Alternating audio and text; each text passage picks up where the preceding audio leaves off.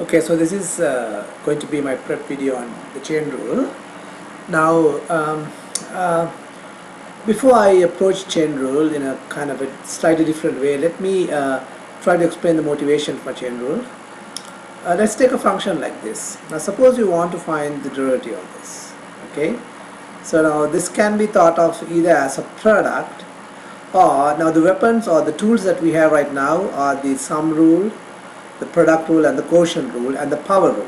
Okay, so I guess the only way that is open to us is to distribute this out as a square, and then you get what? X to the 4, x squared, which is x to the 4, plus twice the middle term, which is what? Twice x squared, plus the square of the last term, which is 1. So I have still not differentiated, by just expanded this out as a square, and now I can use the power rule and the sum rule. Okay, so when I rule the power rule for this, I get what? 4x cubed, and the sum and the power rule for this will give you 2 times 2x, which is 4x, and the 1 just becomes 0. So I have 4x cubed plus 4x. Okay, so that's the answer. So that's not too bad actually, right? But just imagine if instead of 2, suppose you had the power 10.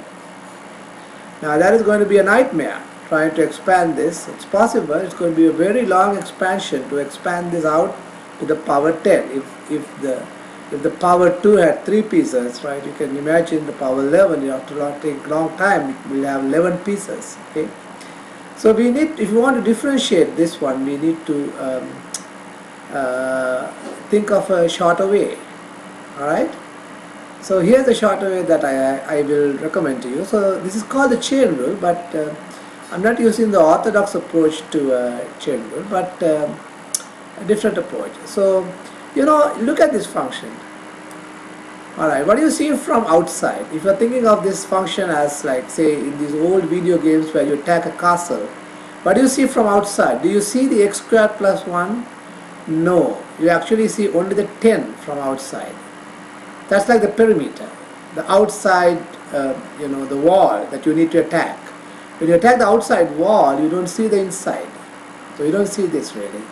So what you do is you junk it. So you put a thing called junk, right, for the inside, and then just think about the outside. So what you have is, you have some junk to the power 10. So junk to the power 10. Now, this is a power, so you can use the power rule, right? So when you have anything to the power 10, alright, so what happens, the 10 comes up in front, and then you get junk, and the power goes, becomes, actually should be power, right? Okay, power, it should be power 9. Alright, very good. So 10 comes down, 10 times junk to the power 9. But the only difference is, if you just have x to the 10, then you will have 10 times x to the 9. But because you have junk here, you need to multiply this by the derivative of the junk. Okay, so let's see what do you mean by that, right? So it's 10 times, well, what is the junk? The junk in this case is x squared plus 1. So you just plug that in. So junk is x squared plus 1. Plug it in to the 9th power. 9th power is here. And then you need to differentiate by the derivative of that junk that you just plugged in, or not the junk. Okay. It's x squared plus 1. So once again, you want to differentiate this one. What you do is, you think of this as junk times to the power 10. Okay, then bring the 10 forward. Okay, then it 10 times the junk is x squared plus 1, and the 10 becomes 9. So 10 times x squared plus 1 times 9. And then you differentiate by the derivative of the junk. Now what's the derivative of the junk? Junk is this, x squared plus 1. The derivative, that is 2x. So you multiply by 2x. So what will happen is, the 10 goes up in front, you junk this one, so 10 goes up in front, 10 x squared plus 1 to the 9 times the derivative of the junk, which is 2x. So 10 times x squared plus 1 to the power 2 times 2x. So this is the basic idea of chain rule. You look at what you see from outside and junk the inside, and then just differentiate, pretending the whole of inside to be a junk, and then you multiply by the derivative of the junk, and then you keep on going inside until you find there is nothing. So for example, take this one. Okay, now what do you see from outside? Your y equals cosine x cubed plus 1. Okay, so if you want to look at it from outside, okay, what you see is you will see, do you see this one, this part? No. From outside this is junked. From outside you will only see the cosine. So really what you have is you have cosine of a junk. So how do you differentiate that? Well, okay, so the derivative of cosine, you know, is negative sine. So over here, so it will be what? It will be negative sine of the junk. Okay, negative sine of the junk. Okay, and then times, of course, then you have to differentiate by the junk. Okay, and what's the derivative of the junk? Well, the junk is x cubed plus 1. Okay, so you multiply by what? The derivative of that, which is, what is the derivative of x cubed plus 1? It's 3x squared, and that's it, right? So you multiply by 3x squared. Alright, so once again, what did I do? I pretended, I looked at from outside, I only saw the cosine, I just differentiate the cosine. When I differentiate the cosine, I get what? Negative sine, I leave the inside as junk, right? And then I go out, then again, I need to multiply by the derivative of the junk. You guys okay with that? Okay, let's do one more problem, right? Okay, so so let's say something like y equals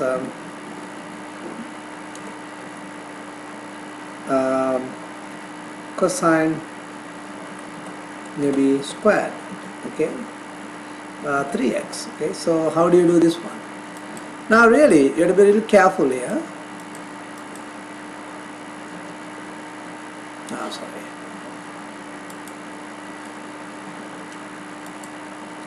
So if I find the derivative,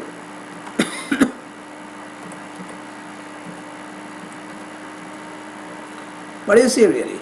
Well, now from the outside, this is a tricky one. Okay, from outside there are three things here. Can you see? There's a 2, and then there is a cosine, and then there is a 3x. Well, once again there is a 2 the power, then there is a cosine and 3x. Now what's the rule? We go from outside to inside, junking as we go, right? So the first thing that we see is what? Do we see the cosine? No, really. Before cosine we just see the 2. So really this is something like some junk to the power 2, right? Okay, so some junk to the power 2. So we need to take care of the 2 first. So what happens when you take the 2? It's a power, right? So the 2 comes up in front. So you get what? So you get 2 times, okay? And then you have cosine 3x, which power? Well, the power is actually 1 because the 2 came up in front, and then the 2 becomes what? 1, right? Okay, right, so we don't write the first power, cosine 3x, and then now we go inside again. Now when we go inside again, now what do we see? Do we see the 2? No, we don't see the 2 now. So really what do we see? We see a cosine 3x, right? We see a cosine times 3x. So really this is no longer seen. Okay, so we might as well not worry about it here. Right, so you see what? Cosine 3x. So when you say cosine 3x, right, what's the derivative of cosine 3x? The derivative of cosine 3x is what? Well, that's a good question, because we know what the derivative of cosine x. What is the derivative of cosine x? Negative sine x. But do we know the derivative of cosine 3x? Well, we don't know. So we junk that 2. We junk the 3x, right? And then we just think of cosine of a junk, right? So what's the derivative of cosine of a junk? Okay, it's negative sine, okay, and the junk. Okay, so we put what? Negative sine 3x. Okay. Now, what do we see now? So we are taken care of the cosine really now, right? Okay, so cosine is gone too now really. So in the end, right? Okay, what are you left? The final junk is 3x, right?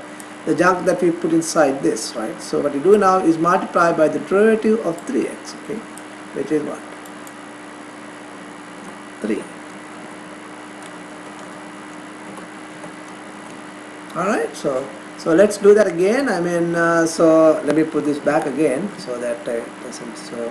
So cosine, what we had was we had something like this, right? We had cosine. squared 3x, right? That's what we started with. Well, so now there are three things here: the square, the cosine, and the 3x. Okay, so we take one at a time. The outermost thing is the square. So when we take the square, we junk the cosine 3x. So then the 2 comes up in front. So 2 times cosine 3x is junked. Okay, and then we go inside, right? We need to take the derivative of what? The cosine 3x. Alright, so we need to, whatever that we junked. So what we junked was cosine 3x, so we take the derivative of that. The derivative of cosine 3x is what? We don't know that, because again we have to junk 3x, right? So what we do is we junk 3x and we have a cosine of a junk, and that the derivative of that will be negative sine, right? Okay, negative sine of 3x, and 3x is the last thing that we junked, and we differentiate that, and then we finally have 3. So if you clean this up, then of course you will get 2 times 3, which is what? 6, right? So you have negatives, and you have negative here, right? Okay, so you have a negative 6 times cosine 3x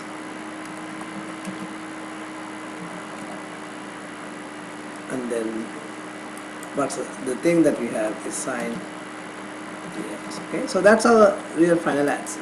Is everybody okay with that? Right? Okay, so we will stop now, right, and we will do some other problems in class.